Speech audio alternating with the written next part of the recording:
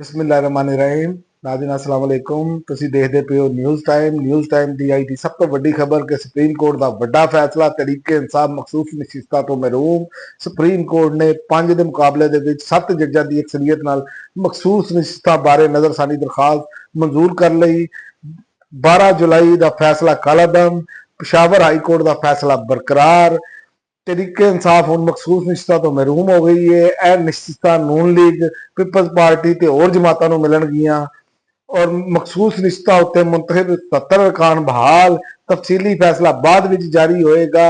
Justice Salauddin तो bench तो लैदा ते 2 जजां ने अपना फैसला बदलिया।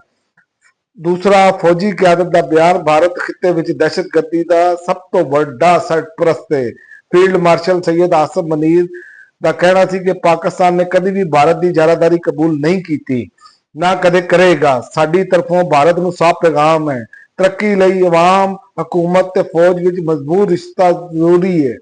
ਔਰ ਦਰਿਆਏ ਸਵਾਤ ਬਿਫਰ ਗਿਆ ਹੈ। ਦਰਿਆਏ ਸਵਾਤ ਵਿੱਚ ਕਿਆਮਤ 75 ਤੋਂ ਵੱਧ ਬੰਦੇ ਬਹਿ ਗਏ ਨੇ। ਸਵਾਤ ਵਿੱਚ 7 ਮਕਾਮਾਤ ਤੇ 75 ਤੋਂ ਵੱਧ ਬੰਦੇ ਦਰਿਆ ਵਿੱਚ ਬਹਿ ਗਏ ਨੇ। ਅਫਸੋਸਨਾਕ ਖਬਰ ਹੈ, ਸਿਆਲਕੋਟ ਤੋਂ ਆਇਆ ਇੱਕ ਖਾਨਦਾਨ ਜਿਸ ਦੇ 18 ਅਫਰਾਦ ਦਰਿਆ ਵਿੱਚ ਡੁੱਬ ਗਏ, ਜਿਨ੍ਹਾਂ ਵਿੱਚ 5 ਬੱਚੇ ਵੀ ਸ਼ਾਮਲ ਸਨ। ਬਚਾਓ 3 ਬੰਦੇ ਬਚਾ ਲਿੱਤੇ ਗਏ ਨੇ, ਹੋਰ ਦੀ ਤਲਾਸ਼ ਜਾਰੀ ਹੈ। ਇੰਤਜ਼ਾਮੀ ਨਾਕਾਮੀ ਹੈ। ਦਫਾ 144 ਦੇ ਬਾਵਜੂਦ ਸਿਆਹ ਦਰਿਆ ਕਿਨਾਰੇ ਮੌਜੂਦ ਸਨ। ਡੀਸੀ ਸਵਾਤ। ਨਵਾਂ ਹਿਜਰੀ ਸਾਲ 1447 ਹਿਜਰੀ ਸਦਰੇ ਮਮਲਕਤ ਦੀ ਮੁਬਾਰਕਬਾਦ ਤੇ ਦੁਆ।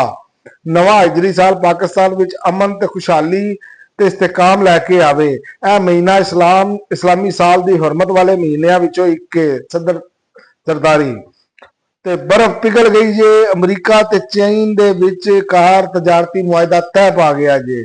ਆਲਮੀ ਖਬਰ ਅਦਾਰੇ ਦੇ ਮੁਤਾਬਕ ਅਮਰੀਕੀ ਸਦਰ ਡੋਨਾਲਡ ਟਰੰਪ ਨੇ ਐਲਾਨ ਕੀਤਾ ਹੈ ਕਿ ਅਮਰੀਕਾ ਤੇ ਚੀਨ ਦੇ ਵਿਚਕਾਰ ਨੂੰ ਨਵਾਂ ਤਜਾਰਤੀ ਮੁਆਹਦਾ ਤੈਅ ਪਾ ਗਿਆ ਹੈ, ਜਿਹੜਾ ਦੁਨੀਆ ਦਾ ਇਹ ਦੋ ਮਾਸ਼ੀਆ ਤਾਕਤਾਂ ਨਾਲ ਦੇ ਦਰਮਿਆਨ ਜਾਰੀ ਤਜਾਰਤੀ ਜੰਗ ਨੂੰ ਖਤਮ ਕਰਨ ਦੀ ਕੋਸ਼ਿਸ਼ ਹੈ।